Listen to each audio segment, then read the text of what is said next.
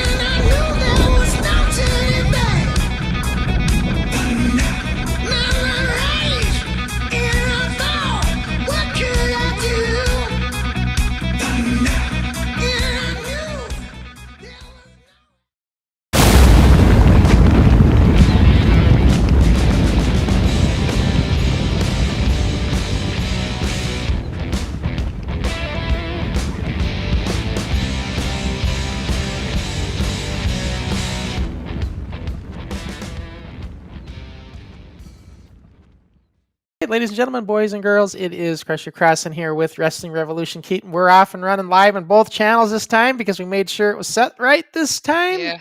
We're not just on Keaton's channel, we are on NWF as well. So we are live and we've got a great guest coming up. But before we get to that, Keaton, you had a big day yesterday. Oh yeah, WWE in Belfast. So how'd that all go? WWE in town? It was actually probably the best one in Belfast that I've been to. Normally most of them are just house shows, but Rey Mysterio, Charlotte Flair, Cody Rhodes and all was there, so it was clash. There was a steel cage match as well. In a steel cage? Was this the WWF style steel cage where it's like that blue looking thing, or was this like an actual cage? It was an actual cage where it was being lowered down. Okay, cool. But I don't know what you mean by the blue one. Yeah, that famous blue one that they always used to use, which I was never really a fan of. But I like the traditional cages, like the fence looking ones. Yeah. But yeah, so yeah, I mean that was pretty cool then for you then to be able to go to that one. And I know awesome. There's a few others there that from the guys that we all know that were there as well. And yeah, pretty cool stuff. And we got a few comments. We'll just get these in here quick. Well, the 1 minute wrestler just wants to say hello. Hello, Jess. So, Jesse Jackhammer. So he's tuning in. Make sure to follow his channel. It's awesome. Yeah. He's commented before. So, and Gizmo and all those guys were back on our last Rewind show. You remember they were gone with us for a couple weeks. They're our regular crew that usually tunes in. And they they said we missed it, but we watched them in replay, and they said it seems like we missed the two best shows you did between the Forward show and the Rewind show we did. Yeah, because they like Jamie. Jamie was on with me, and they really like listening to him. The Irish Terror. He's awesome. 25% Irish, but he is the Irish. That was his gimmick. Let's see. And then Mighty Molly says, "I love that intro, Crusher." Yeah, I was just telling Keaton, I'm gonna kind of cut that down a little bit. I'm gonna make a little quicker version. We're gonna go through the NWF stuff quicker, and we're gonna it's gonna be a condensed version of that. Just a little extra something, to kind of. If I don't keep doing video editing, I mean that's my thing. And did you notice I'm sporting the Canary Kid shirt, Keaton? You didn't even comment. Canary Kid shirt. Oh, finally respecting the Canary Kid. Yeah, showing respect. I mean, he's getting kicked, but Well, maybe that's not really respect then. If I can't needle the Canary Kid, and I don't know what's going to happen. Of course, but yeah, it's going to be. Well, no, it would be the opposite way about. If it was realistic, the Canary Kid would be drop kicking your head off. if it was realistic, you better watch your mouth, young man, because I'm coming out there, and if you keep getting lippy with me, you don't want to do that. That's not the right road for Keaton to go down. You don't want to get lippy with a Canary Kid when you come over there. You know, you're supposed to be the referee who's supposed to be impartial, but really I'm they going to can't be be. impartial. Why? What makes you think I'm not going to be fair? All this smack talk about the Canary Kid. You're Ben Nelson this, Ben Nelson that, when really you should be an impartial referee, respecting both competitors in this match. Keaton, all I'm saying is I'm going to be fair and balanced. And Keaton, you know what Canary's problem is? He's got a short fused temper, and he gets the best of him. And I'm just telling him he's going to have to keep his cool in this match, or he will wind up getting disqualified. So that's all I'm saying. So that's just being by the rules. Kind of defeats your whole theory of being being impartial. But you're not So, being but by the listen, rules. we'll talk more about that at the end. Right now we've got a guest to get it with. I don't know a whole lot about Patrick. It's Patrick Patterson, right? Yep. I don't know a whole lot about him, but I know you do, and so I'm going to kind of let you run the ship here with all the questions, and I'll bring in comments and stuff that we got. We already have a few coming in as it is. So, and by the way, Chase says hello. I know you know him. Chase. Yeah. So he's tuning in as well. Chase knows I'm going to be impartial as a referee. He knows. Everybody knows. No. You're the only one. But I don't want to keep going on that, Keaton, because I'll get you going on a tangent. We got a guest to get to. So let's get to our guest. Get to our other screen here and welcome in our guest, Patrick Patterson. So there we go. Patrick Patterson, welcome in. Hello. Hello, everyone. It's great seeing you again. Haven't seen you in years. Likewise, mate. Likewise, it's been too long. Yeah. And how's life treating you here over there in Norwich? Life's good at the minute, man. Life's good. Just constantly getting the reps, the training and stuff in. Which, again, like anybody who wants to be a wrestler, like needs. Yeah, life is good.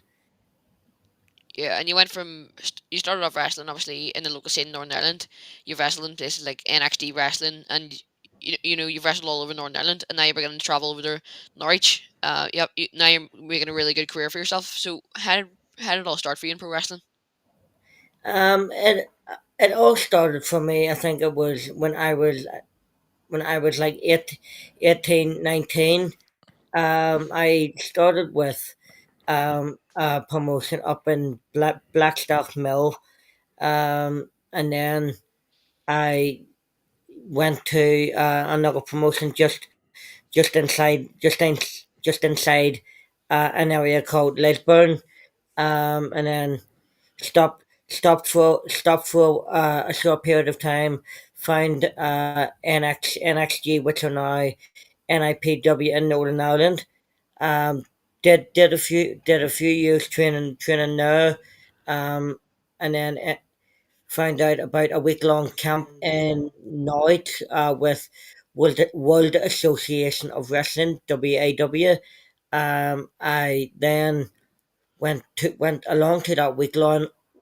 Within 2 days of being at that week long, I was like, right, this is the place I not just need to be, but what I want to be, because the opportunities and just the potential to grow. Not that there was anything wrong with NXG or NIPW, but this was the place that was going to just help me move on.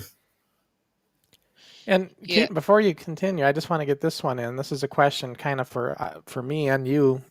Is there a market in Irish and America for a Patrick Patterson type of gimmick? Well, I'll go first because I was thinking about this one when I seen it. There's definitely a market here. Here's the funny thing about St. Patrick's Day, which we just had. It's an Irish holiday kind of, but it's from people that I've talked to that are from Ireland that live here. They say it's much bigger here than it is in Ireland. Yeah. For some reason. So, St. Patrick, it's kind of a drinking day. Everybody likes to drink and stuff and have fun. And it's a big kind of a party type day. But they have parades over here and everything for St. Patrick's Day. So, but, and it's not just a limited gimmick. There's definitely, that kind of gimmick would definitely go over here. I don't know what you want to say about Ireland and Irish, but I would think, right? Keaton. Sorry, what is it? So what do you say about Ireland? Is there a gimmick? Is there a spot for Patrick Patterson in the gimmick? Yeah, most definitely would definitely go well over here. Yeah. I mean, you guys get the day off of school. I understand, right? Yeah, that's what I like Which about it. is better than us because we never got it off. But yeah. So I mean, well, I guess, and we should ask Patrick. Like, how do the fans react to the gimmick? It's like to be honest, it's like I was doing like previous gimmicks as Keaton will know himself, but like from a previous gimmick, I'd then unfortunately picked up an injury. So there was a few months like kind of on the sidelines. It's like, right, when I come back, what could I do? Do I want to continue going on this path where people like me, or do you want to try and like lean in, like do something else? So it was coming up to my return from injury. We had a rumble, like a gimmick rumble, I should say, and like there was kind of a bit of joking back and forth from with a couple of friends from here, and I was like, you know what, I'll go into the rumble as less, and I went into the rumble as Hornswoggle. I went into the rumble as Hornswoggle. It got a reaction. So then the next night we had another show, and the bosses at WAW World Association of Wrestling were like, you know what, that got over well last night. Do it, and we think the crowd will absolutely take to it. The crowd did absolutely take to it, and now I would say I'm probably one of the like most likable or lovable baby faces at the minute. And speaking of WAW, Seth Mercer's asking this, and then Keaton, I'll cut it back to you. Yeah. What's it like working at WAW?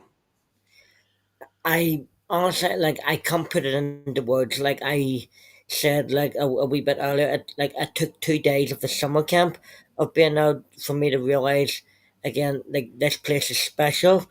Um, but again, the possibilities and the opportunities to wrestle is endless. We have our shows at the performance center, but we also have holiday camps throughout the year. But as well as that, it's like the bosses are always like the office door is always open for the coaches. You know what? If you're down training during the week, you could knock on the door or go in via the performance center shop and just ask for advice, ask for input, and if there's something else new that you want to learn, they will always come out if they have the time and say, right, maybe do this way or do this that way.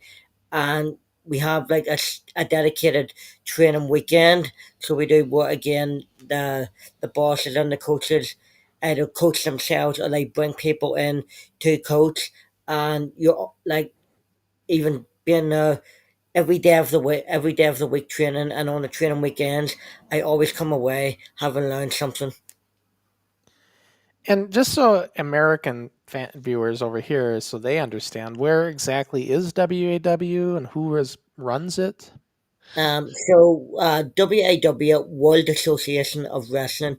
It's based out of Norwich, and it is run by the Knight family. Okay. Soraya Knight, who is currently in AEW, Zack Knight, who you will have previously seen on AEW himself, but then it is run by Ricky, like Rowdy Ricky Knight, and Soraya Knight. Okay, so the Knight family, and I know that people over here know that. So that's basically in England then, right? Yeah, it's from England, and they Yep. even have a movie called "Fighting with My Family" that was like it was based on a true story. That's one of my favorite movies ever. All right, Uh, Keaton, it's all yours. so when being having been in a WAW, sorry, likes of already Ricky Knight, Shariah, Jack Knight, Rory Knight, people like that. They are such great minds in wrestling. Obviously, having their own movie out, have so many years. Obviously, Ricky Knight being on World of Sport, Soraya being in AEW. What's the best piece of advice you've ever had given to you from that family? Um, that's a very good question, Keaton. Very good question. I think one piece of advice that I've always since I've been here have kind of held on to is if you think you're going if you think you're going fast, slow down. It's like you want people to appreciate what what you want people to appreciate what you're doing. So if you're going 100 mile an hour, just people won't appreciate it. It's like you don't watch a film, you don't watch a TV show and fast forward. You want to be able to take everything in. Yeah, exactly. And then we've got a comment coming in here from the one of the greatest NIPW superstars ever, the main host of NWF Forward, the Canary Kid, who says, Patrick, I would just like to formally apologise for my co-host, Smucker Crossen, as I'm sure you must be getting a major migraine just listening to him talk so much. Welcome to my world. Yeah, and that's why if you notice me smiling, it was because I was reading that when it came in. I wasn't laughing at what Patrick was saying at the time, just so everybody knows, because he's quite the comedian down here, Canary Kid, but Definitely. he's Definitely. chiming in. But, he just can't get out of the spotlight enough. He just has to make himself present, as you can see. And I apologize, Patrick, that he butted in like that. But let's continue on with the interview with Patrick. When Yeah. we were rudely interrupted with Canary's comment there. Oh, wait a minute. Before you go on with that, Keaton, though, I did see another comment from Seth Mercer. He wants to know this. Have you been on a show with, I didn't want to butcher Soraya. this. How do you Soraya. say it? Soraya. Soraya. Soraya heard she made a return. So he's asking. So Saraya Knight Senior or Saraya from AEW? I think he may be referring to Soraya from AEW, I'm not sure. Yeah, I would think so, right? Saraya from AEW. We have one massive show a year which we call Fight Mail, which again I would encourage like anybody to attend. Like even if you travel from far or wide, it's a show that you should attend at least once. But yes, last year's Fight Mail, I had the privilege to be on the same show as Saraya Knight because she was in a fantastic six woman tag match, and I was in a a gimmick match, or not a gimmick match, but a stipulation match called Sky's the Limit, where there was 8 or 9 of us. Give it. So I can't remember exactly how many there was in this match, but a match called Sky's the Limit, where it was a ladder match. You climb the ladder, and then you are guaranteed a title shot for any title throughout the course of the next year up until the next fight mob, which this year's is October 10th and October 11th. And this is a good comment from Wrestling Insider. Keith, I know you got questions, but we're going to Yeah, get it's these okay. two. Patrick, I guess you are not the tallest or biggest on the crew, kind of like Canary Kid, right? I just had to make that comparison for Canary's sake. What are the pros and cons of being a smaller wrestler? Is the question. Um, again, it's a very good question because again, like growing up, loving watching love watching wrestling. It's like there's people can like different wrestlers, different characters. For me, it's like one of my main inspirations was always Rey Mysterio, and while now he's jacked, it's like he wasn't always jacked. Sometimes being the smaller wrestler, yes, it means you might be at a disadvantage because 99, if not 100%, of your opponents are going to be bigger and stronger than you. But what you have that they don't is speed. Yeah, and that's like I talked to Ricky and I, Canary Kid. We talk about this a lot. That nowadays you guys are lucky because you have an opportunity. And back in when I started, if you weren't over 220 pounds, you just weren't looked at. You weren't going any further than indie feds. Just wasn't Yeah, a thing, you like know. wrestling. Sorry to cut you off. Like, but Hmm. wrestling has evolved like so much. And again, it's like I know Ricky, I know Canary Kid very well, and it's like he's very much like me. He wears it's hard on his sleeve. It doesn't matter how big you are, and it's a cliche, but it's a cliche that I kind of live by. It's not the size of the dog. It's the size of the fight in the dog. Right, it is, and you know, and we've said it before. You know, Sean Waltman really opened the door for everybody when he kind of got off with Razor Ramon and made it work. And Yeah, from that point on, it was a whole new era. You know, for people of any size to be able to be viable in this business. All right, Keaton, I know you're just burning away with more questions, so let's hit it. Let's get at it. Yeah, when you're talking there about being inspired by Rey Mysterio, who's obviously he was obviously very small and he was inspired by a lot of people who were smaller. Did you get maybe inspiration thinking I can do this because I'm nearly the same size as Rey Mysterio? He's small as well. 100%, 100%, yeah, buddy. Because again, it's like we even like this weekend we had our kids training. We even asked the kids yesterday afternoon just before they went home, and again today, like who the favorite character was. I, I could go beyond wrestling, but a lot of people chose wrestling, or chose like a wrestling persona, and two or three people actually said Rey Mysterio for the exact same reason of why I said, because he was a little guy, and he showed that just because you're a little guy, it doesn't mean you can't do something. You can achieve anything you want to achieve. You know what's funny here? I'm just, it's not funny. It's actually very unique. You know, you have this gimmick with the hat and everything. You actually have the voice to go with it. So you actually kind of have that leprechaun kind of sound to you in your voice, you know. So I can see where this gimmick is really going to work for you.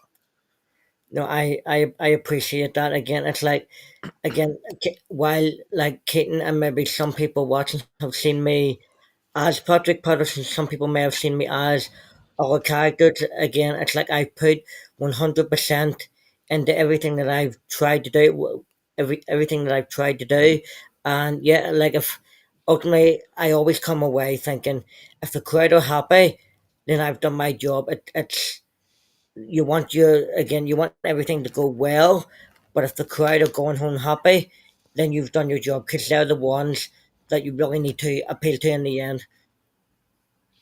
Definitely. Uh, and now that you're on WAW, what's your favorite match you've ever had there? Favorite match here? That is a very good question. Very good question. I could give you a list of maybe five or six that I've particularly enjoyed. Um, there is one guy who I've wrestled maybe like three or four times at the performance center, and then again we have like those holiday camp shows which we go to as well. But somebody I always enjoy wrestling is a character called Mr. Hayward. But another one is someone called J, JP, JP or Josh of the YPC. If you check out any of the WAW stuff, you know you will see those matches. And my favorite matches have probably been with one of those two guys. And speaking of matches, Keaton, I'm going to bring this one in from Bring Back Patty.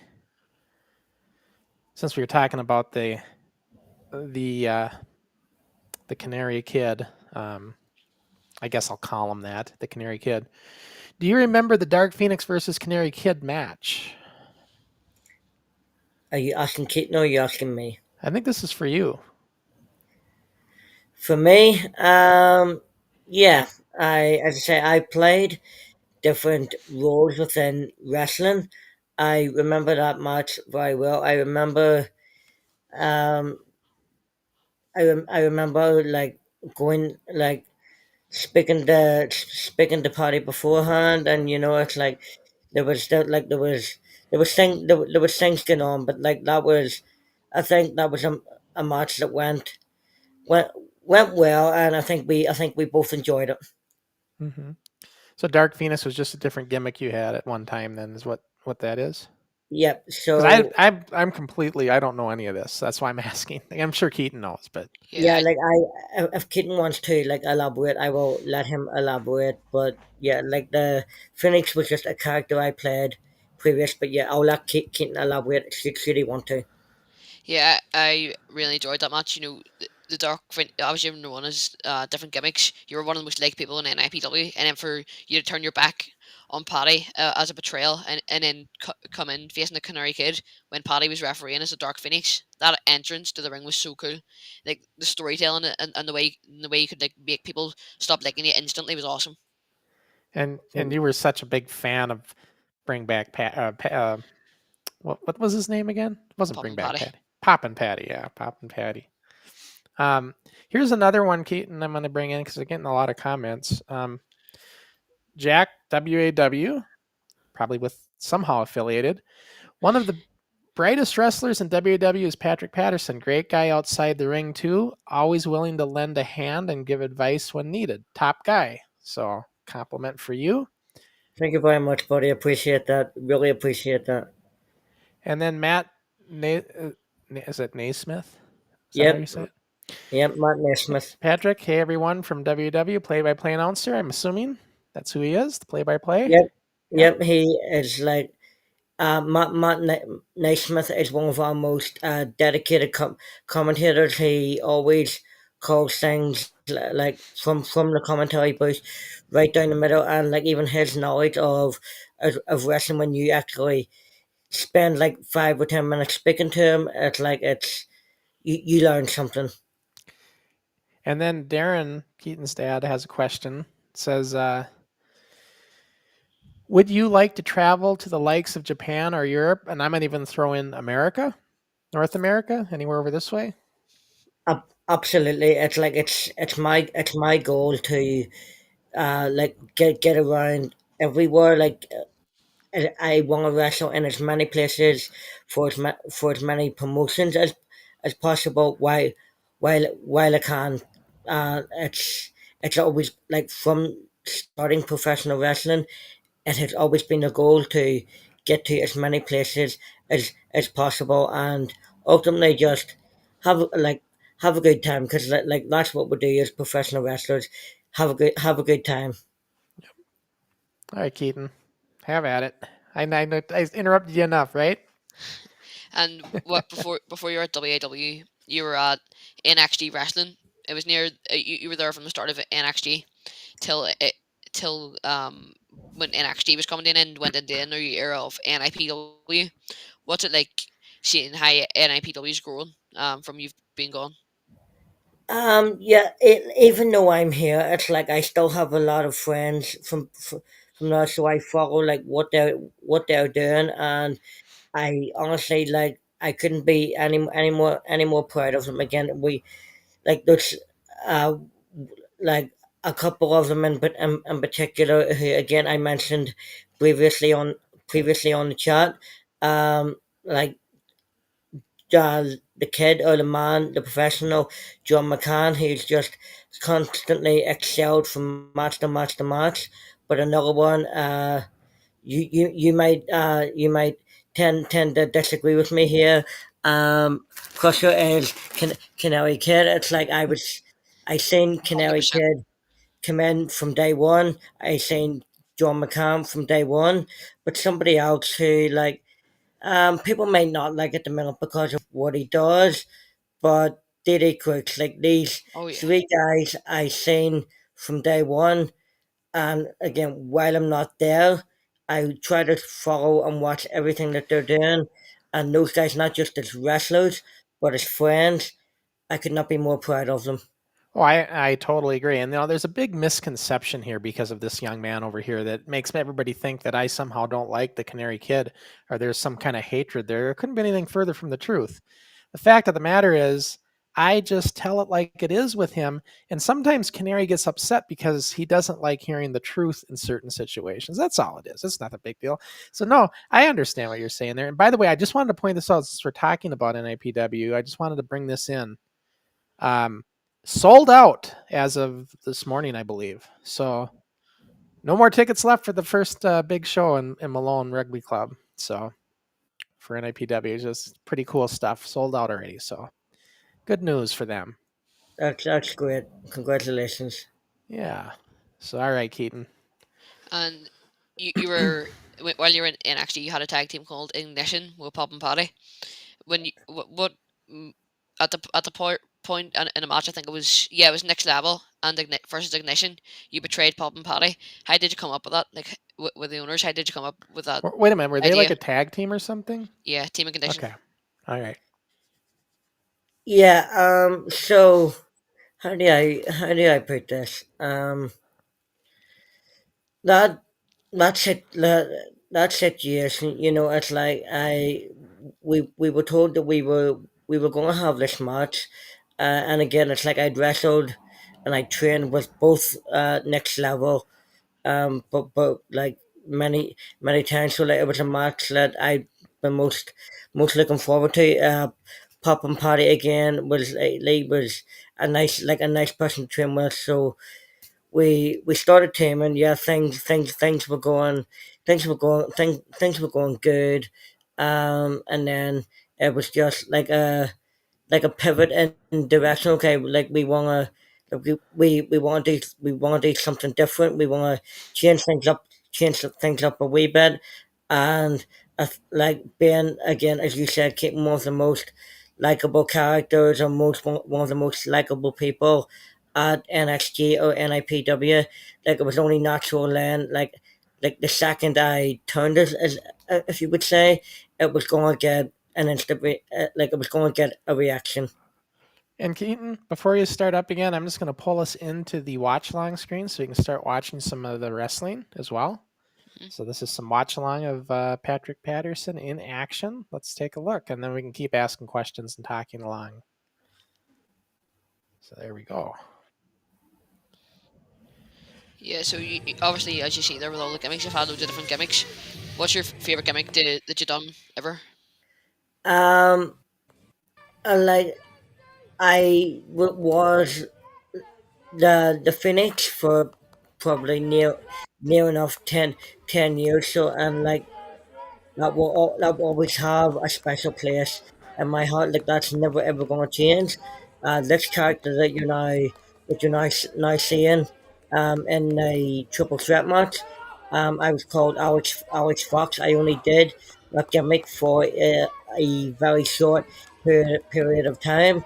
Um, Now as Patrick Patterson, simply because I can't lean into where I'm from. I can't just be me. Like in essence, like again, that's what pro wrestling can also be. It's like it's an amplified version of yourself. So I can be me. I can have so much fun being Patrick Patterson.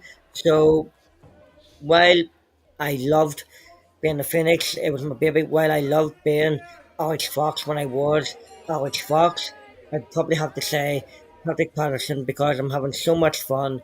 And again, the crowd seem to be behind what I'm doing every step of the way.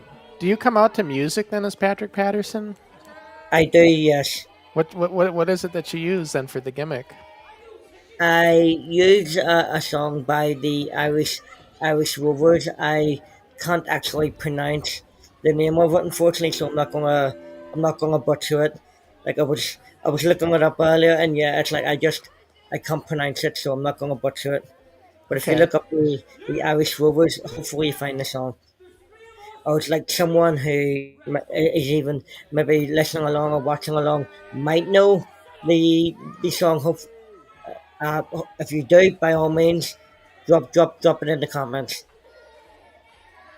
And is there when obviously you have in the Irish song, the Irish character over in WWE, it's obviously different, and it's going to get over as well with the fans because it's not like the same old thing. So would you ever get anyone maybe not liking the gimmick, like not liking the Irish gimmick because it's in a different place like WWE? Um, no, again, like through like the different holiday camps and like the shows that we have at our WAW performance center. Uh, I've never had someone come up to me and say, "Lad, they don't like the character," and it makes again, it makes your day when people come up to you and say, you know what, you either you were our favorite, or you know what, we really enjoyed the match, or even just asking for a photo or asking for an autograph, because people would not do that if you didn't do if you didn't do the job correctly. And yeah, as I say, like the day maybe people stop enjoying the character is maybe the day I'll think, okay, what else can I do? Yeah, and from when you're in NXT wrestling to now in WWE, you've always been a big part of Northern Irish wrestling. From when you started in Northern Ireland, you were obviously one of the most like gimmicks in NIPW. So I want to know, what is Patrick Patterson's Mount Rushmore of Irish wrestlers? Sorry, so can you repeat that last question, Kent? I was a wee bit engrossed in that triple threat match. So you've been a big part of Northern Irish wrestling from NXT till WWE right now, having the, Yeah, and now having the Irish gimmick. So I want to know, what's Patrick Patterson's Mount Rushmore of Irish wrestlers? Patrick Patterson's Mount Rushmore of Irish wrestlers. Um, very good question. Do you have 4 or 5? I think it's 4. I think it's 4. Of Irish wrestlers. Um, J, JD McDonough or Jordan Devlin. Um, Finn Balor. Um, it would be easy to say, it would be easy just to like list 4 people from WWE, but you know what? Like I'm not gonna do that. Like the last two probably someone that have wrestled CBL, um, and one more, is it? Yeah, Um, Steve Savage. yeah, that's pretty good list. Steve, like, again, I could say different things about all 4 of them, but Steve Savage, it's like he's he's done he did shows over here, and his work is always exceptional.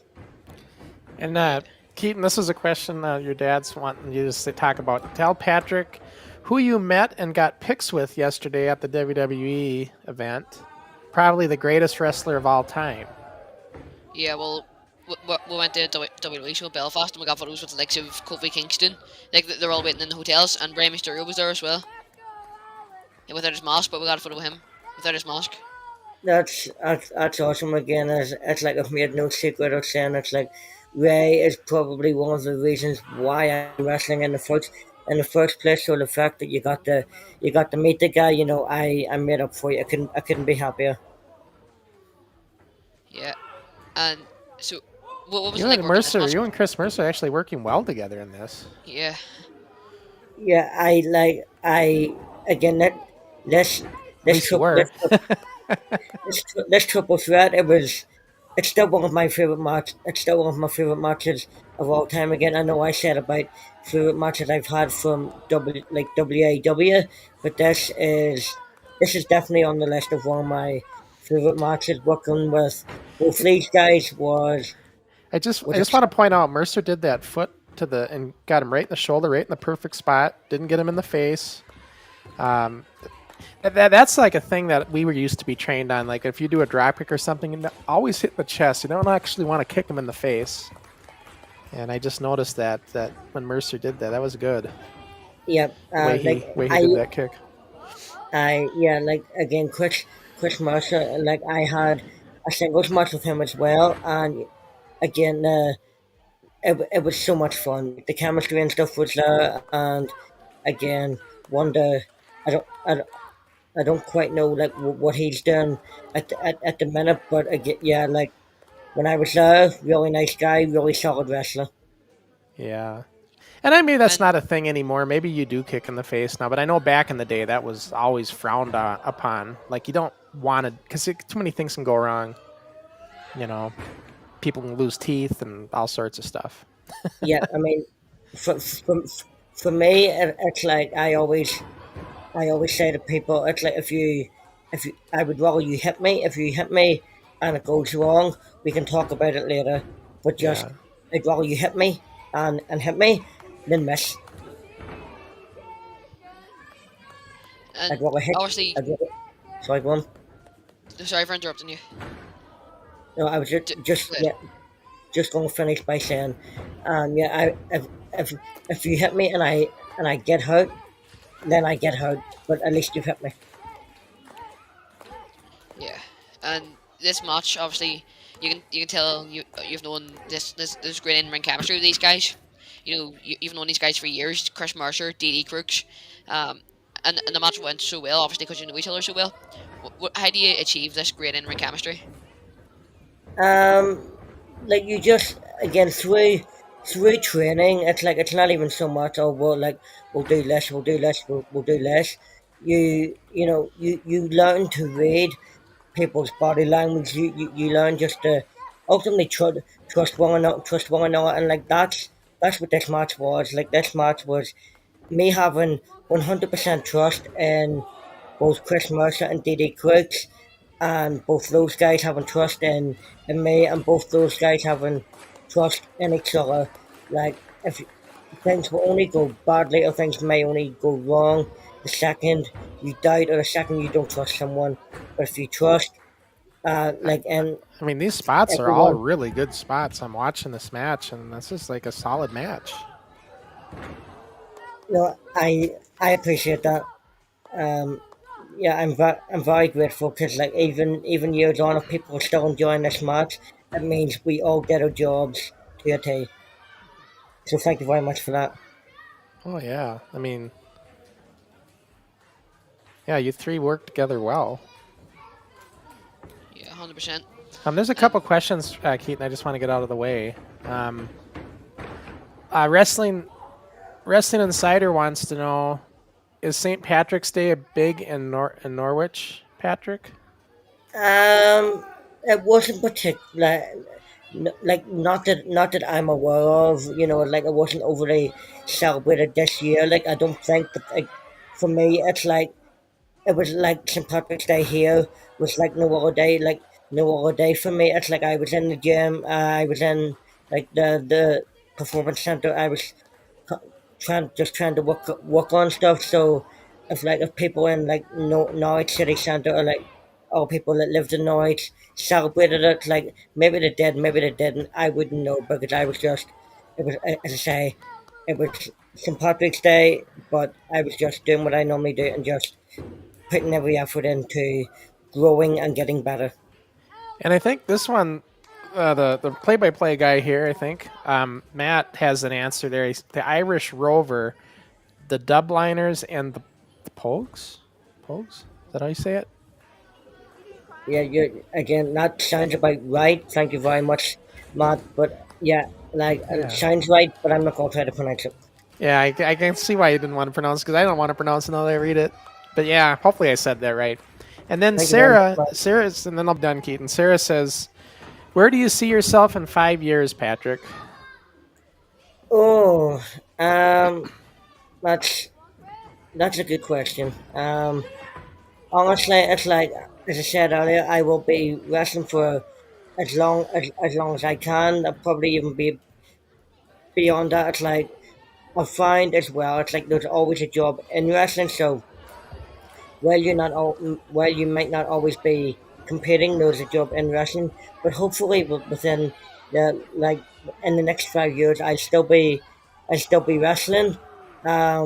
But again, as well, while I hope to be wrestling around the world, um, I still hope to be able to give back at the end of the day. I mentioned the WAW uh, kids class at WAWYP.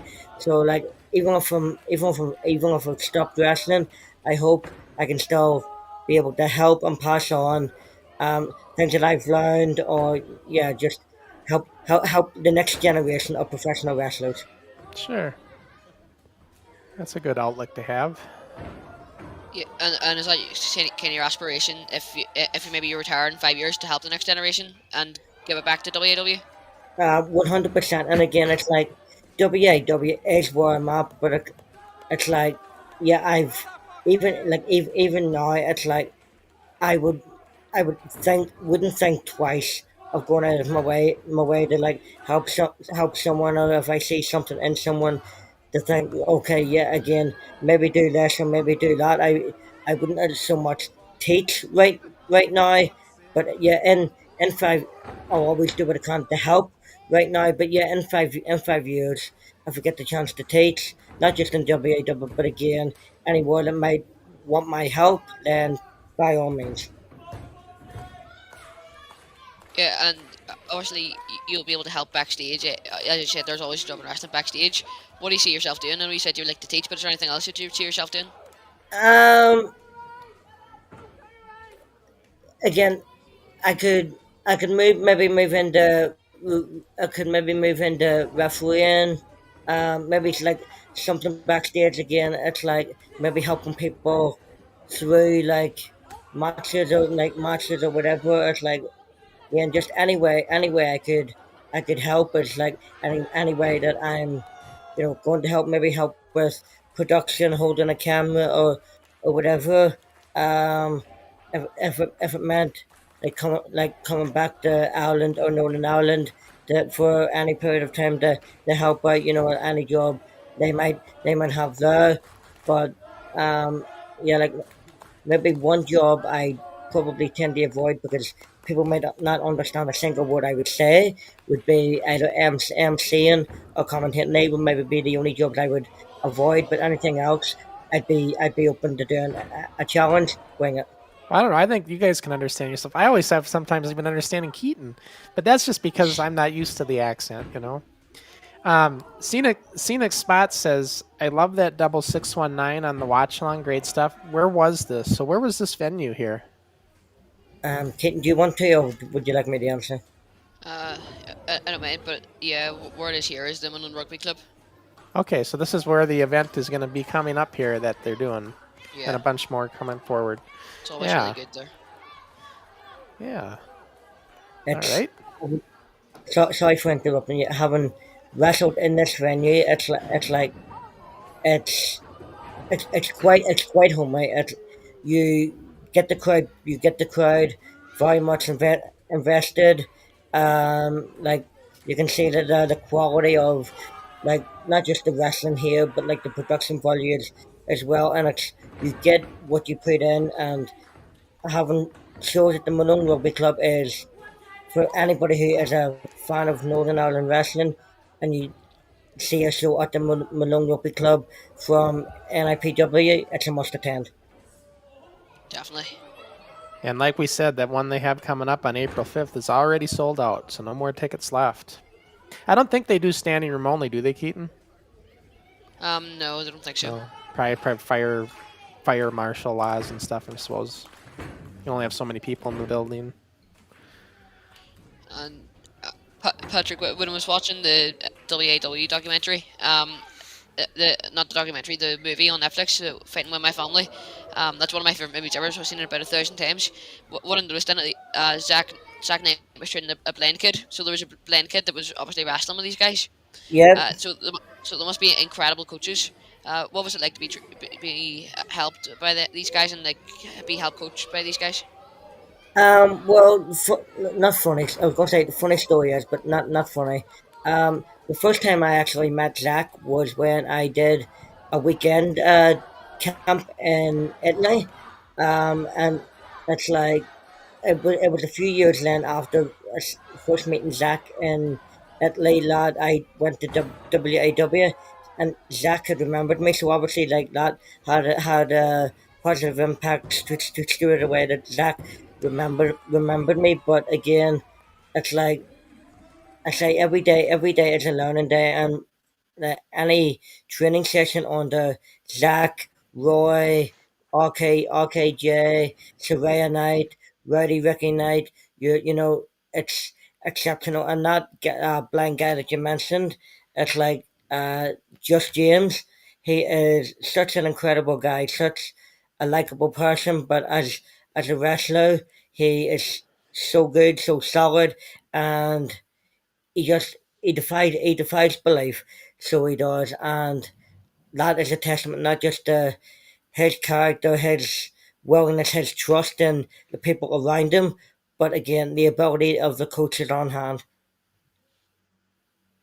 Exactly. And Roddy, Ricky Knight, Zach Knight, Soraya Knight, they're obviously well experienced in wrestling, and it must be incredible for you to be coached by these as well, and like being helped out by these.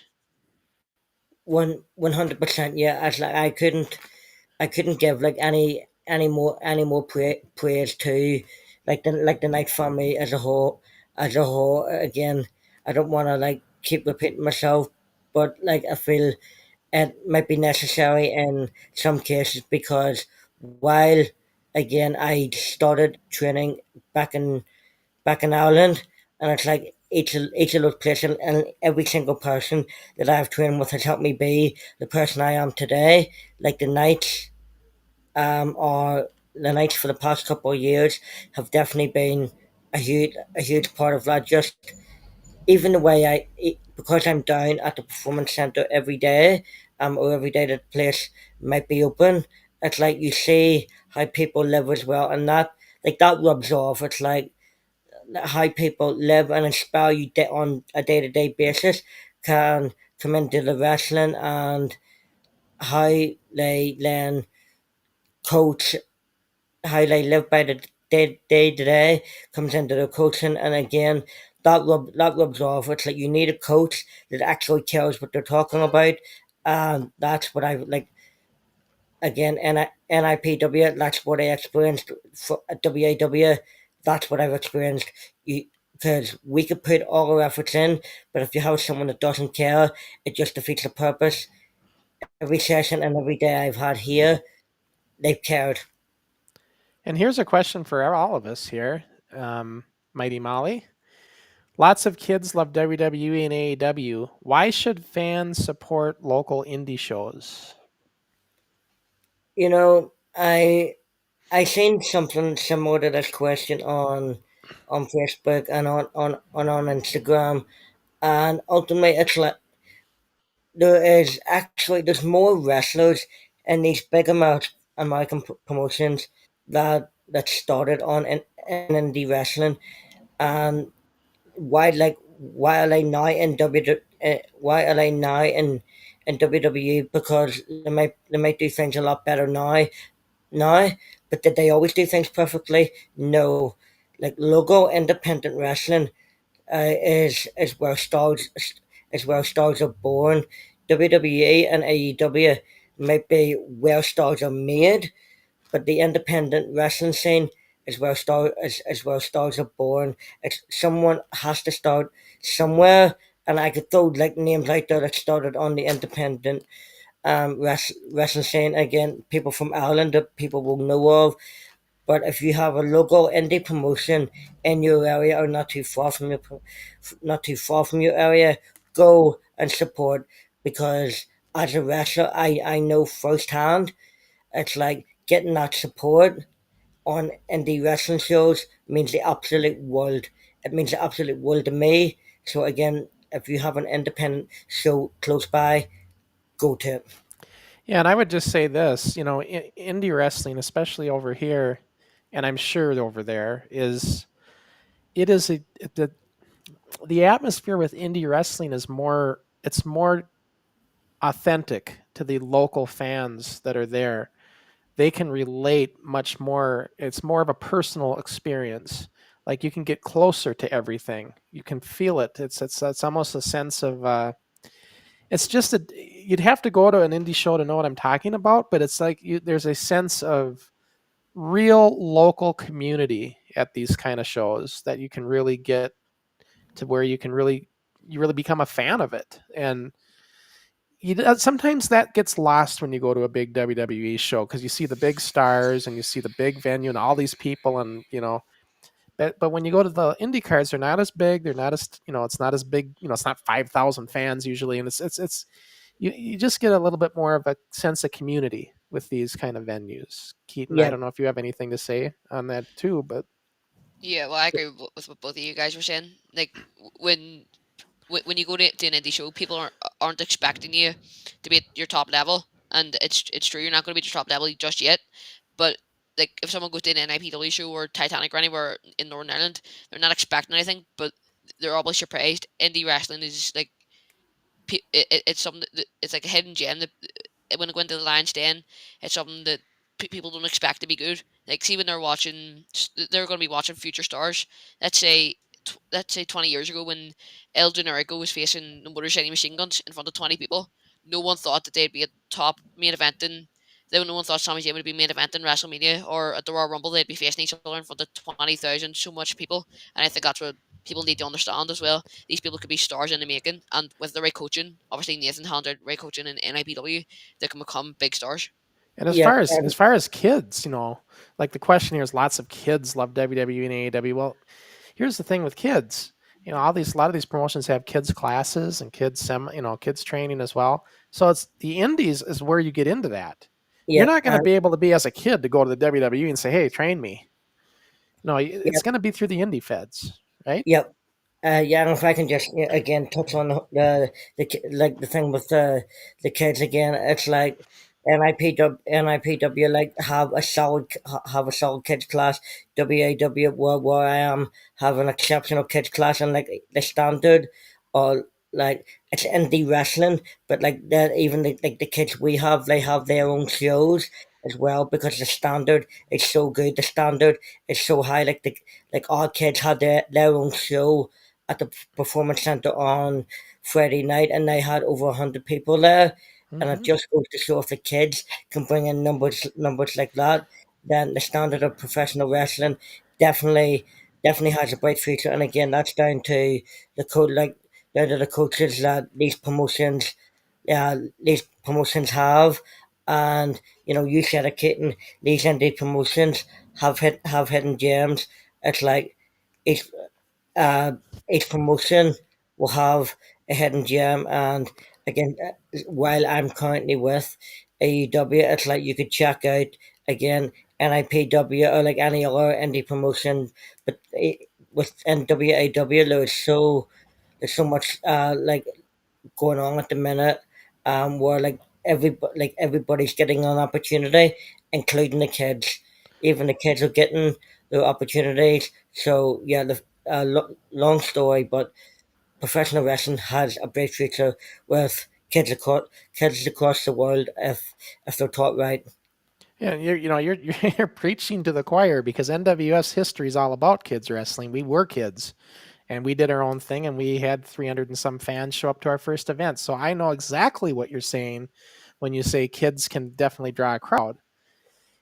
Here's the thing, and I learned this when I was 14, but kids, it doesn't matter if you're a kid or an adult. The attraction of professional wrestling is the same.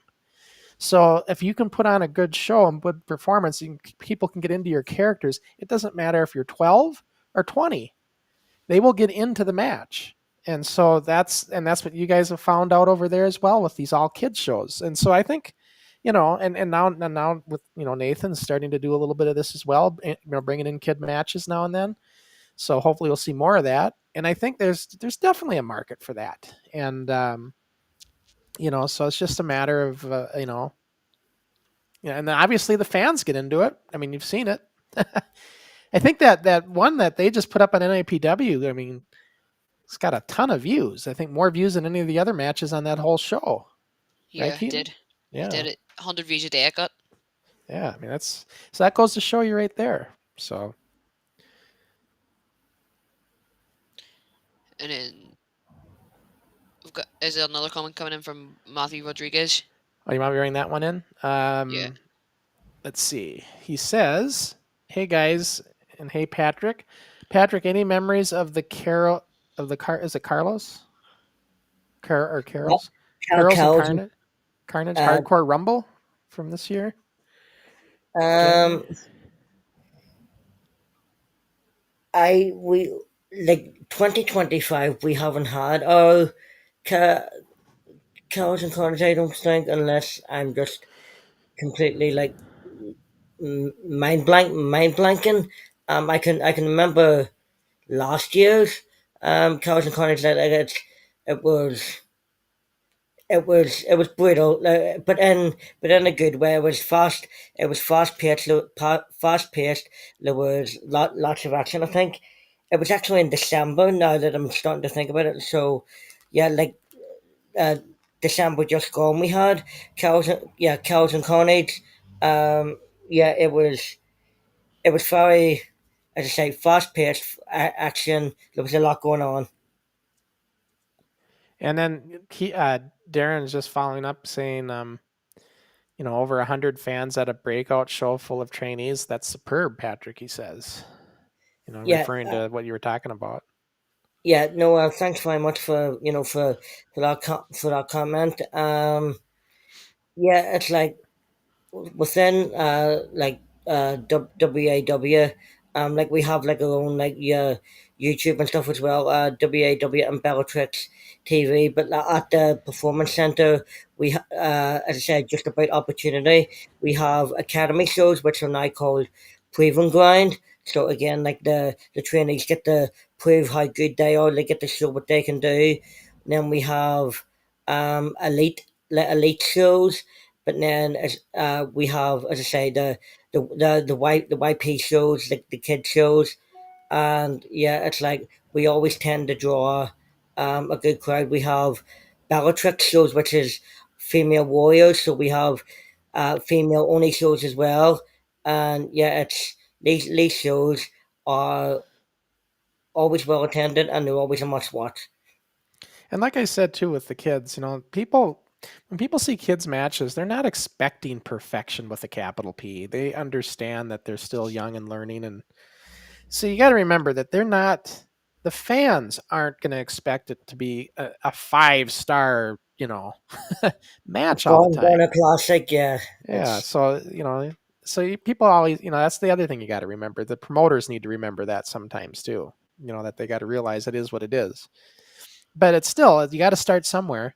And I Mhm. still say your training, you can train all you want behind closed doors, but you need to get in front of fans. That is also part of your training. You Yeah. got to understand what it's like to go in front of a crowd, butterflies and everything, and get over it. Yeah, just sorry. Actually, on. I don't know if I was about to cut someone off or not, but like, there's been many times I've been behind the curtain, and like been like I've trusted my opponent. I've had every confidence in both myself and my opponent, but for some reason I'm just nervous. But the second your music hits, it's like if you get a reaction before you come through the curtain, like that will instantly lift your spirits. If you come through the curtain and you get a reaction, it instantly lifts your spirits. Adrenaline kicks in straight away, and you're fired up. You're right, like, let's go. Let's get to work. Yep. And speaking of that, this is kind of ties in with all of this.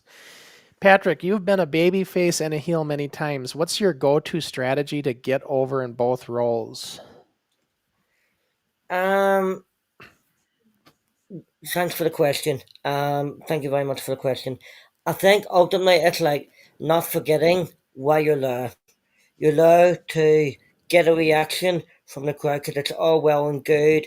You having a good match, your opponent thinking you have a good match, people in the back thinking, you know what, it's like, I really like what you did there, buddy. Great stuff, keep it up. But the people you're actually there for are the fans. If your head is down in the mat, you're not entertaining the crowd. The crowd have paid to be there, the canvas hasn't. So while you're baby face, while you're heel, while you're less, or while you're lad, your job is to get a reaction from the crowd. And you know what? Sometimes the crowd could just be sitting there and be dead silent. That's not entirely a bad thing either. They could be just be taking everything in, but you want to get something from the crowd, no matter what role you're playing. Because if you do that, you've done your job. If you've had your match and you go through the curtain and people are cheering you, you've done your job. If you've had your match and you go through the curtain and people are booing you, you've done your job. And also with heel and face, any baby faces, I can give them a pass. Sometimes the fans aren't going to like them. And what do you do? But a heel should never have the problem. If you can't get over as a heel, there's something wrong. I mean, there's so many ways to get booed, right? Like you just have to insult the fans. There's just many ways to do it, and so heel is easy as far as getting the boos, and it's funner. More, I mean, it's more fun in my opinion. But Yeah. Yeah, sorry, because go you on, can mess Keaton. with get to mess with the crowd and stuff, and yeah, that can be fun. But a baby face though has to have a good heel to do his job to really set that stage. Because sometimes, as an example with your gimmick, Patrick, you might go in an area and they just don't really care for this St. Patrick's Day, gimmick and the whole Irish thing, and you might be the baby face, but they're going to boo you because they don't like it. Now what do? You got to have a heel that really can get the fire under him to take that heat away from you. You know. Yeah, and yeah, I think Keaton was about to say something. Large. So what I'll say, I'll just say quickly. It's like there is more than two people in a match. It's like you can't forget, like, again, your MC, like your MC is the one who announces you. Your music defines you as well. So the crowd will judge you on maybe the first 5 to 30 seconds of your entrance, whether you're a good guy or bad guy. But then if the MC does a good job in putting like you over as the heel or again the bad guy, that helps as well. But so does your referee. Your referee is a vital point to your match. Uh, so he is, but yeah, a good baby face needs a good heel. Like it's a two-way street. But go on, Kitten, were you gonna say something? Yeah, like what you were saying there about doing your job right. It's so right. Like you always do your job right, no matter if you're a face or a heel. You always get over as a wrestler. Like while I was watching on NIPW, you got over, and I've been watching some of your WAW matches. I've been following up on you, and you madly got over there, and that's a very hard thing to do on a different territory, I suppose, from when you're wrestling NIPW. So when you're a heel as the Dark Phoenix, what was the worst thing you done to get over as a heel? Um, you're making me jog my memory a wee bit, but the worst thing I done as a Dark Phoenix. Um, honestly, I think it was just it was within like the match itself with Pop and Party. It's like as a heel, like your greatest achievement as a heel is winning, and for me, like that the achievement of winning that match was making Pop and Party retire. Yeah. So yeah, probably have to say that. When you that was one of my favorite storylines in NXT history, obviously the NWE, but in NXT history, that was one of my most favorite storylines. When obviously you and Pop and Patty were in teaming condition, and then you turned your backs on each other, and you made Pop and Patty retire. And then Pop and Patty done homeless gimmick where he was homeless out in the streets. It was such a awesome gimmick, and like such an awesome storyline as well. Yeah, and then sorry, go on. I wasn't going to say anything. Yeah, no, and again, it's like yeah, he obviously he did that. He came like he came back, I believe, for a period of time, and but again, as a person, he was very likable and very easy to get on with. And then there's a comment here from TZS Videos. It says, "Did you train at Squared Circle too? Was Marty Jones a tough taskmaster?" Yeah, I done like a few training weekends on the Marty, and it's like the guy's very well known from like the world of sport era. He he really cared enough for professional wrestling that he wanted things to be legit. He wanted things to look real. Again, kind of touching on what I was saying earlier. It's like sometimes you need to have people so people know what it feels like. And yeah, Marty was very much like that. He wanted the best for everyone that came through his doors, and yeah, his shows and stuff. That he run, he like always tried his best. Yeah. Yeah, he was awesome. And while you're wrestling with Marty as well, you've got some great wrestlers giving you pieces of advices like who you've obviously trained under, like Roddy Ricky Knight, obviously Nathan you trained under for a while, Shariah, and then you've done seminars for Marty Jones. What's the biggest piece of advice Marty Jones has given you? Um, I need to think back because it's been a few years from I did anything with Marty, but um, probably one piece of advice that I've heard from other people, but also heard from him is like just because you're small it doesn't mean that you can't put this on or put that, or like if you know what you're doing, it's like and it's done right, you could do it. Yeah. That was I did, yes, that's maybe a wee bit of a what's the word I'm looking for?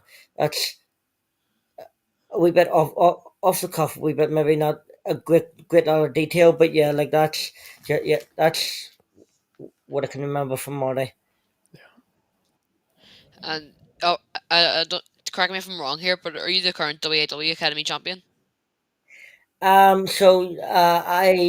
vacated that academy cha- academy championship after my last match with one of the guys I mentioned earlier, JP or Josh from the YPC, because like just what I was saying with the WAW shows, it's like a tiering system. We have like the proving ground shows, which are for like the trainees in the academy, and what like while I was academy champion, it's like the bosses wanted me to like aim for bigger things, go for bigger things, and then I thought like it was kind of like a mutual thing. So it was, well, if I'm going for bigger things, like the boss has said to me, right, you're too good to be academy champion. So then we just kind of said, go for bigger things, but then give the opportunity to all trainee wrestlers, all academy wrestlers to fight for a bout, and the talent and the potential within the academy is exceptional. So I, in good conscience, with the bosses saying I was maybe too good. I was too good for the academy title, and to go for bigger opportunities, go for bigger titles. I couldn't, in good conscience, land with with their um with their say so. Land just it's like vacated the academy championship, and yeah, uh, I vacated the academy championship, and yeah, moving on to like bigger chances, as we say, but still, obviously helping out with the proving ground shows in the academy and the training and stuff. So while I might not be the champion, I'm still around. So now you're a very big part of WAW, one of the biggest, maybe arguably the biggest promotion in Britain right now, uh, WAW.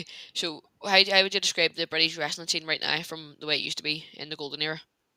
Um, I'm not gonna sit here and lie to you, Keaton, and whatever, and say I know everything about how the wrestling scene was like 20, 30 years ago, because I don't. Obviously, I know bits and pieces, but like living here at the minute, like not just within WAW, but like within all promotions in the country, like there's so much going on, and like there's so many promotions like working with each other as well, and like that helps as well, because like the more promotions that work with each other, it's not that it doesn't mean you get less reps, it means you get more. Like WAW have great working relationships with a few different promotions in England, and vice versa. I know NIPW have working relationship as well with other promotions. So again, yeah, no, it's like the scene here, it's really, really good. Don't know. I can't say what it was like back then, but I know what it's like now.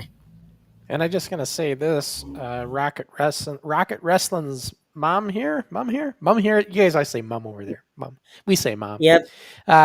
He's the current Academy champion, and I'm just gonna say, Rocket Wrestling.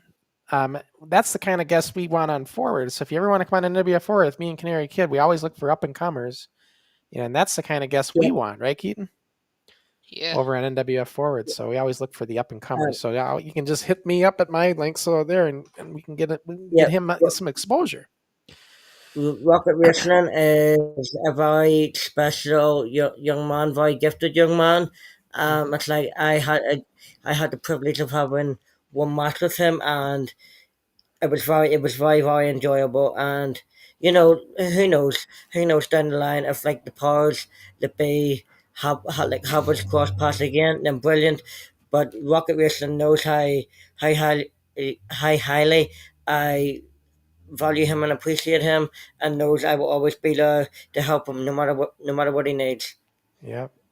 And I understand he has Down syndrome, but you know what? We bring people on all the time with autism and stuff like that. That conditions don't matter. But we just like to show, the up and coming, young stars that are getting started, no matter how it is. So, but we've had guys that are autistic and everything. We just like to showcase up and coming talent. That's what NWF Forward's all about. But anyways, Keaton, are we getting close? I mean, we're getting close to the end of the show, so I don't know if you have any more questions yet that you got to get through. Now that we're coming to the end of the show, I want to know what's next for Patrick Patterson.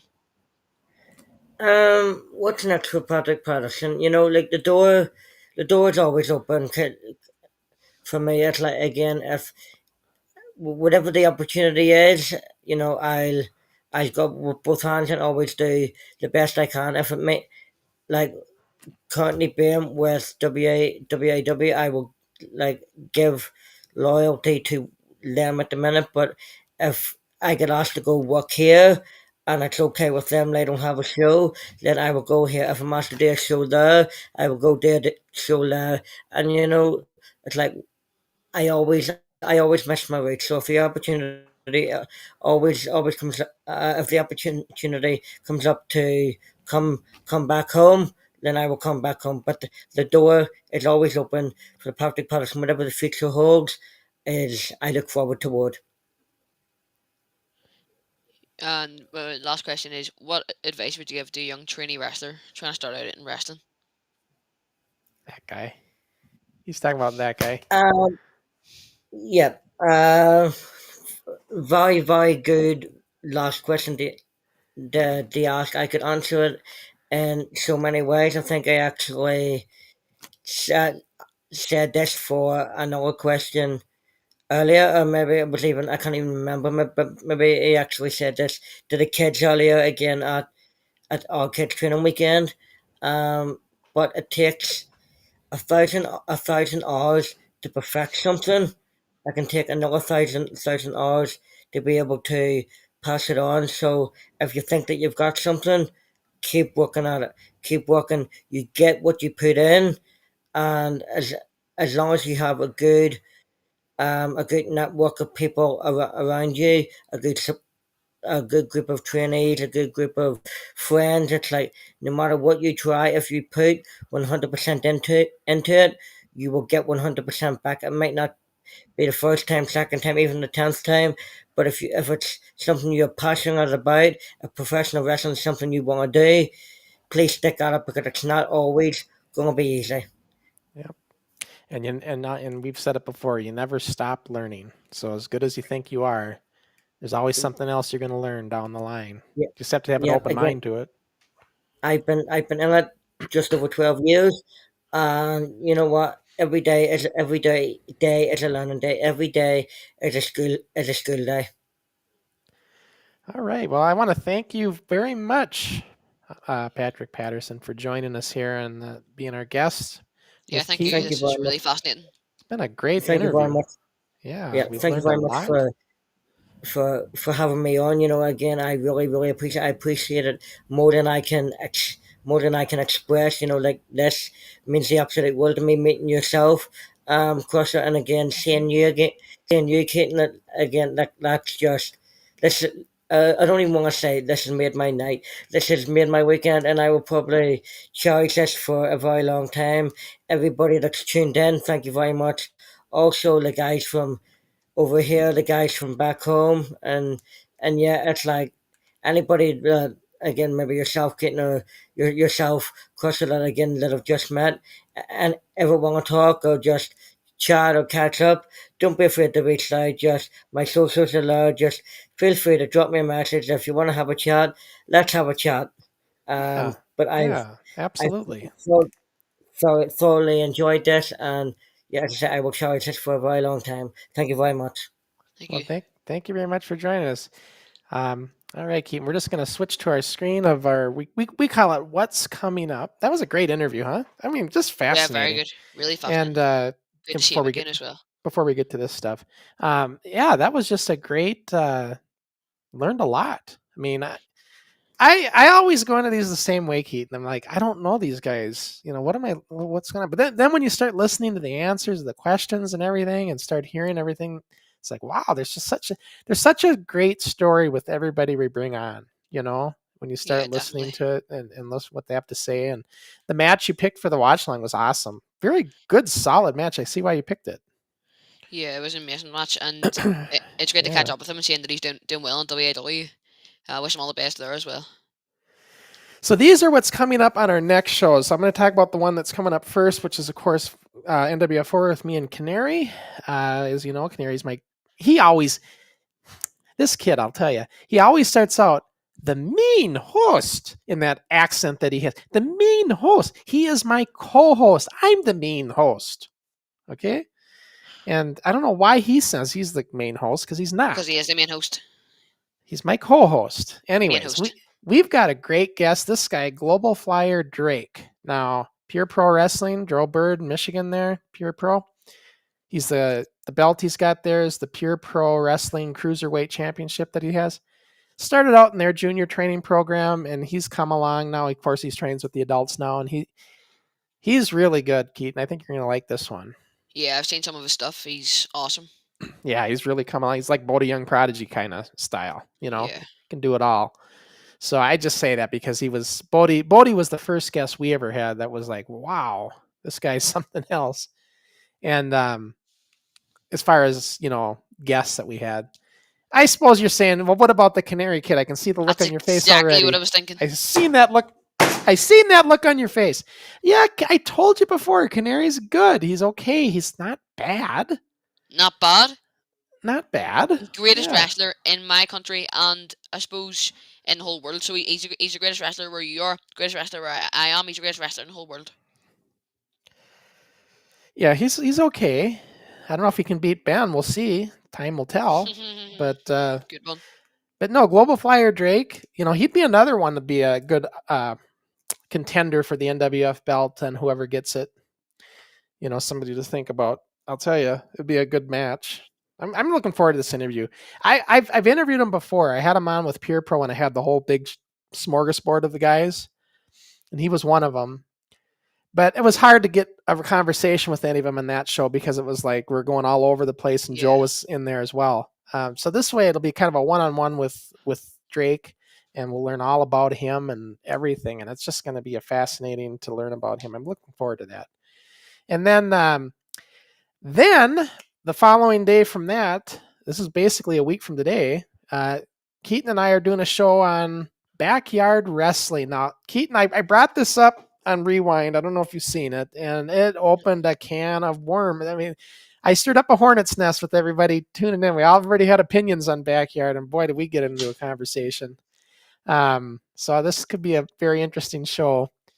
You know, everybody's got their opinion of it and stuff, and I might have a guest to come in with this, Wayne McCarty. I'm hoping he can make it. I'm not 100% on that, but he's been a photographer and, you know, done a lot of subcontracting work for Pro Wrestling Illustrated and stuff.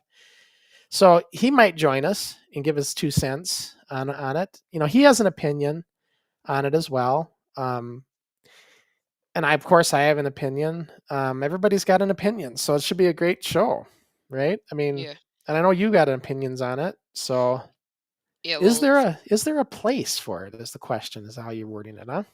Yeah, is there a place for it? I think that's a great way to word it, especially in this era. Is there really a place for it? Yeah. Everybody's got their different takes and stuff, and I've always, and I will say this.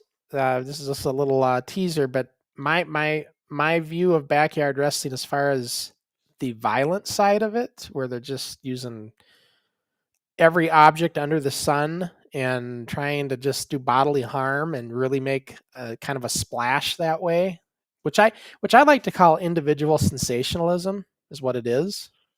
I'm not a fan of that. I just not. But there's always a but, right? Yeah. The guys that are trying to do backyard authentically and doing it as good as they can to the way it's done in the business, to the best of their abilities, I turn a blind eye. I don't have a problem with that all the time, because that's kind of how we started. Self-training was a thing back in the day.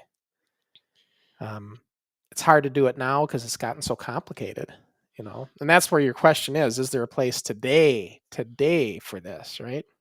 Yeah, well, Yeah. I have done a lot of research into it. Obviously, backyard wrestling in the 90s is obviously quite well known, especially in the 90s era.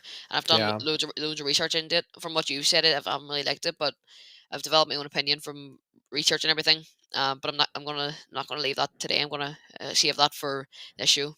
Yeah, we can save it for the show, but I mean, my only beef with backyard is because I had, when I wrote my book and documentary back 20 years ago, right at the tail end of the 90s backyard craze, I had a lot of wrestling, I call them wrestling purists. These are like these elite fans that only look at the WWE. They don't even, sometimes they even cringe at indie feds. And they would like judge us and say, you're just nothing but backyarders. And I would get offended because, the damn terminology didn't exist. So, how do you call somebody a backyarder when backyarder wasn't a thing? Exactly. So, yeah, I would get really offended with that. And I still don't like those kind of comparisons. Fine, you can call us a lot of things. Say we're untrained at the time or whatever. I'll take that. But backyarders, just because we maybe filmed some shows in a backyard, I mean, Doesn't mean you're like backyard wrestlers. doesn't mean but and the mentality of backyard wrestling is a different philosophy versus just trying to be authentic, and trying to do it right. There's two different mindsets. Like I said, that's but we'll save this conversation for next week because we have a lot to talk about. And if my guest Wayne can join us, that'll be a third perspective that we can throw into the mix. And he's got his opinions. He likes to call us backyard. He says, you're still backyarders, meaning we're untrained. But Wayne, my opinion there is you can't use terminology during a time when it didn't exist. I agree. Anybody that starts in the 90s on, yeah, fine. I don't, I can see that, right? Mm-hmm. But yeah. So yeah, well, it'll be a good conversation. And I know I'm trying to think, and I would like to tell you what Eddie Sharkey thought of it, but we never talked about it because it didn't exist. Yeah, that makes sense. So I couldn't tell you what his view would be. But he had, Eddie Sharkey was a unique character, very much like Marty Jones, old school style. His training facility is very much like Marty's too, where you're on like actual wrestling mat pads, and that's kind of how Eddie was. And but Eddie's thing, like I said on Rewind, his famous 3 words were "make it believable." That's what he wanted. Ricky gave me a Canary, your idol, gave me such a hard time in some of our later matches because we don't have our feet right and we're not doing this right and we're not doing that right. But you got to understand, Eddie Sharkey didn't give a sheet about that. He just wanted to make sure that whatever you did was believable. And that was the old school thought process, Yeah, and obviously at today's age, they've gotten a lot better, and obviously the Canary Kid will spot out on this because he is the greatest wrestler. And there's not a knock to him at all. He's better off for it being well trained like this, and the fact that wrestling has evolved to this degree. This is not a dig on Canary. But I have to remind the young bird because sometimes the bird forgets. And it's kind of funny because, I was telling Keaton, talking to Nathan on this, and we were going over that, and he says, "Oh, he did, huh? Let me show you some of early Canary Kid footage." So I've got all sorts of stuff in my arsenal now on your idol from when he first started. And yet, the Canary Kid wasn't happy enough with sharing this, but you put it out live every week when you were starting out, and we can probably see the difference between Crossen and the Canary Kid when they're both starting out. You've got it all. You've got it all on your own NWF Rewind as well, so the Canary Kid can do just as much, if not more, Yeah. because his stuff is better. If you look at both in comparison of them both starting out, Canary Kid was. Well, you weren't even near Canary Kid's level. I don't know. I mean, I seen him take a clothesline, and he dropped for the clothesline with about a foot away from even getting hit. And then Nathan said, "You didn't get hit, Prancer." Prancer was his nickname. And But yeah, so we'll see. I'm just saying, when you start out, it's always rough, and nobody likes looking at that stuff. That's why do you think I cringe so much when I watch that early Rewind stuff? I mean, exactly. But I know the fans love it because they like seeing, and Nathan even picked up on this. He goes, they probably just like seeing the progression, so that's what it is. It's the progression. So, Yeah, exactly. And I got to remind myself of that because, when I have my 2020 hindsight vision of glasses on and I watch our old stuff, which is I'm sure Canary does as well when he watches his early stuff, you think, "Oh my gosh, what was I doing? I'm such an idiot," and I'm sure he thinks the same. Yeah. So, well, I'm sure he doesn't think he's an idiot. He is. He is. If I was the Canary Kid, I wouldn't be thinking I'm an idiot. He is, though. He's kind of a bumbling idiot, and in a way, because he just doesn't listen to reason sometimes, and he gets caught up in the wrong side of the fence, and I have to correct him on things quite frequently. No. So, name one time you've had to correct him. when I had to correct the Canary Kid, where do you want me to start? Name one thing. When he's trying to say that Ben Nelson's a bitch, was what he said. Is he not You think entitled to his you own think opinion? that's right? No, that's wrong. That's disrespectful. There's no right or wrong in opinions. If he believes that about Ben Nelson, he's entitled to that. I personally don't agree with that, but the Canary Kid's entitled to his own opinion, so you can't say an opinion is right or wrong. So maybe it's Crossen that's wrong. Maybe it's Crossen that has to be corrected, because the Canary Kid knows Ben Nelson better than I do. So that's another thing. He knows Ben Nelson better than I do. He made Ben Nelson who he was. He helped Ben Nelson. Ben Nelson was his protege. So if the Canary Kid calls Ben Nelson something, you can't say that he's right or wrong, because the Canary Kid knows Ben Nelson the most. Protege. Yeah. Prodigy. Okay, protege. Let me just say this. And your protege is obviously the Canary Kid. And you just seem to be idolizing him. But let me remind you, I always have to do this, guys. I was his protege first. I'm the one that Keaton got inspired by before he even knew there was even a training for kids wrestling in Ireland. So, I say that. I say this every single show. I did. You did idolize me first. I idolized you first. But you, after that, what you done was you disrespected the Canary Kid. And yes, I respect both of you. Okay. Time out. What about when he disrespects me? You don't seem to ever call him out for that. Well, if you disrespect the Canary Kid will disrespect you back. Think about the very first NWF forward. Yeah, think about the time when you started questioning him and he didn't like the questions, and he started saying he's going to fight you for the belt. Because Canary gets bent out of shape as soon as you try to say anything constructive to him. That's what happens. It's totally not true. And you fall for it every time. So now I think what it is, you got tired of him doing this, so now you just try to agree with him all the time because now you know he won't get on your case for it. That's not true. That's what's happening here. See, there is another conspiracy of Crossen. Crossen has been proven wrong time and time again. You thought the Canary Kid was bullying me. I've now made you believe that he's not. You now believe that. So now you're going on to another case, trying to say that in case he goes on to me and he picks on me. So you're just conspiracy after conspiracy to try to bring down the Canary Kid. and you're trying to say, "Oh, I'm an impartial referee. I'm an impartial referee." There's not been one thing to prove that you're an impartial referee. Trying to spin things in. Just me saying that I respect the Canary Kid. You're spinning around saying the Canary Kid's doing different stuff, saying he's doing bad stuff. Are you trying to stop the Canary Kid from I coming into think this we've match? I You're think we've not impartial. I think we've lit a fire under Wrestling Revolution Keaton. His voice went up about 3 octaves there. He's all fired up over this. Now, the bottom line is this. Come June 1st, and just so everybody knows, I want to remind everybody again. I think I can anyway. Do I have it?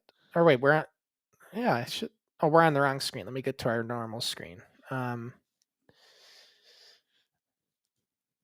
Coming up on June 1st for this title match, I just want to say that Wrestling Revolution Keaton is of the opinion that I'm not going to be fair and I'm going to favor Ben Nelson. Nothing could be Not an further opinion, from it's the the truth. nothing could be further from the truth.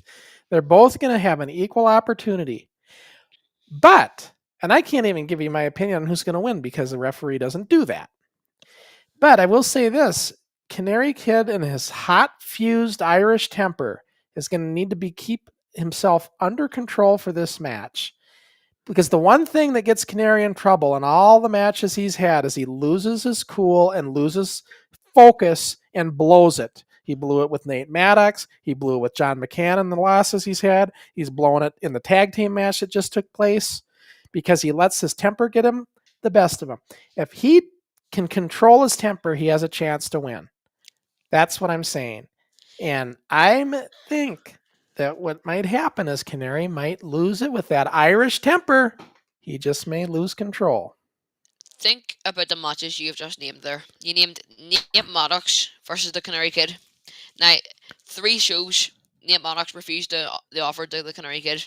Now, Canary Kid said to him every show that he wants to fight him, and he's getting respectful. The 3rd time, he had to say something over the top. I admit it was over the top, saying stuff about his daughter, saying that the daughter had a disgrace of a father, right? So, the Canary, and I don't think I was too respectful, but the Canary Kid knew that because he wanted to light that fire that the Canary Kid saw the very first time he came into the Lions Den dojo. He saw someone, Nate Maddox, punch someone and knock them out. He wanted to see that Nate Maddox. He wanted that fire to be lit again, and that's why he wanted that match to happen. The Canary Kid wanted to be by Nate Maddox, to see his coach back to who he was, Nate Maddox, the young lion. Now, Nate Maddox is look at the man now, one of the greatest wrestlers in Northern Irish Pro Wrestling, and he always was, but now he's back, and he's back better than ever because of Canary Kid. And the same Canary Kid that you just put on that pedestal just now was also the same one that went ahead and kicked Ben Nelson in his sore knee. Is that very notable? Is that a good notable thing to do? Is that the kind of person you want to look up to? Somebody who takes a cheap shot like that? Actually, yes, I do, because if someone who takes the shot, if a shot is right in front of you, the Canary Kid will capitalise on him what he needs to capitalise on. Ben Nelson had a sore knee.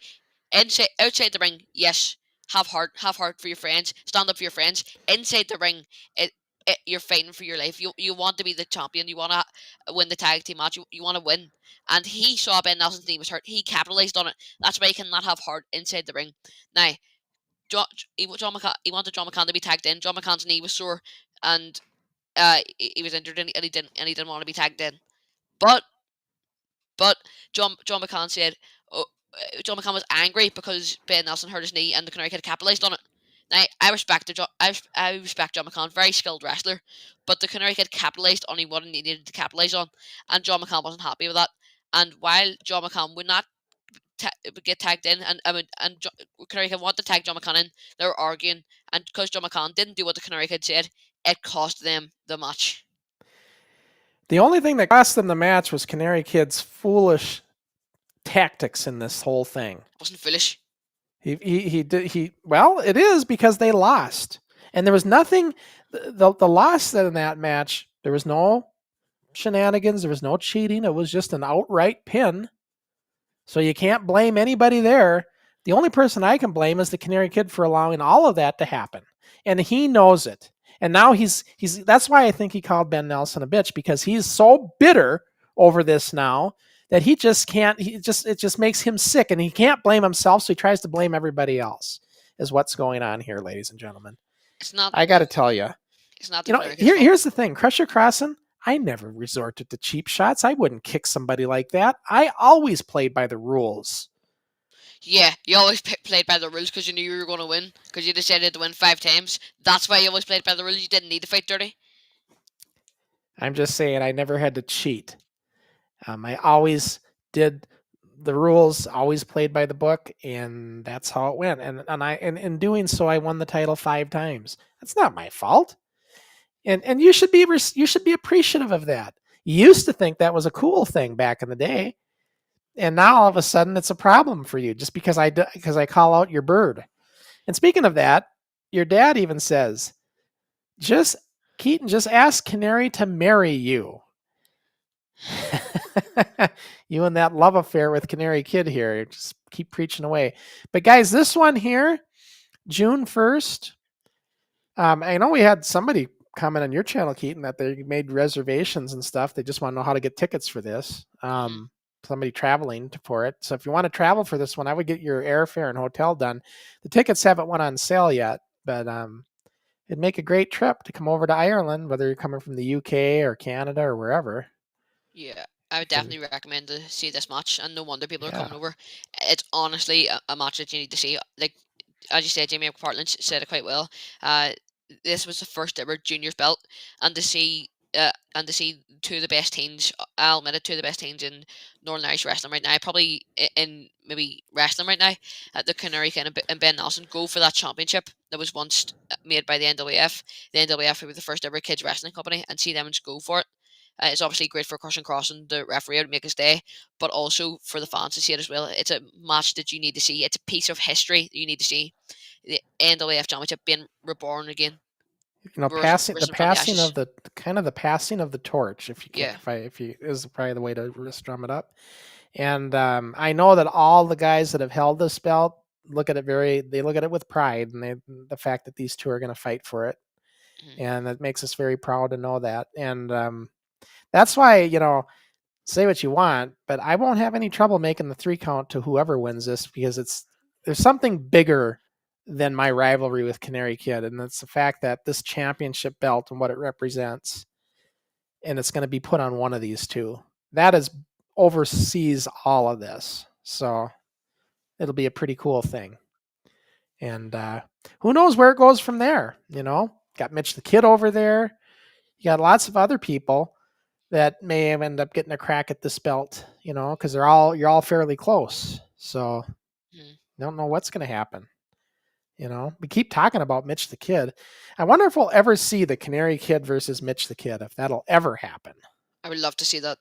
Two of them is very good in the ring. Canary Kid has a lot of respect for Mitch the Kid, unlike Beauty for the Canary. And yeah, they both have respect for each other, and it'd be a great match to see. You know, I mean, just think if, you know, hypothetically, you know, what if, say, Canary wins and then he gets to wrestle Mitch the Kid, and then Mitch the Kid beats him up like I predict would happen. And then next thing you know, Mitch the Kid's got the belt. No, that wouldn't happen. Like, again, like I said, Mitch the Kid, a very good wrestler, but could he beat the Canary Kid? Absolutely not. Not on the Canary Kid's level. End of story. Oh, and then your dad says, there is room for another small square on the left for a Northern Ireland or Europe flag. Yeah, on the belt. Actually, what I said should happen is we should replace. I think actually Jamie McParland brought this up. He goes, maybe we should take the USSR off, since that's not even a thing anymore, and replace USSR with Europe. You know, Yeah. of the four things, because we got USA, Canada, USSR, and Japan. So, I mean, Yeah, I think your flag would be cool. Yeah, it's not that we show the flags, but we have the names of the regions. Yeah, that'd be cool. But that's easier said than done, by the way. Yeah. To try to replace something like that, but yeah, that's going to be a good match. And look at this one, sold out. This first one that we were talking about, sold out already now. And you predicted it was going to sell out even before a ticket was sold, I think, Keaton. Yeah, definitely. Yeah.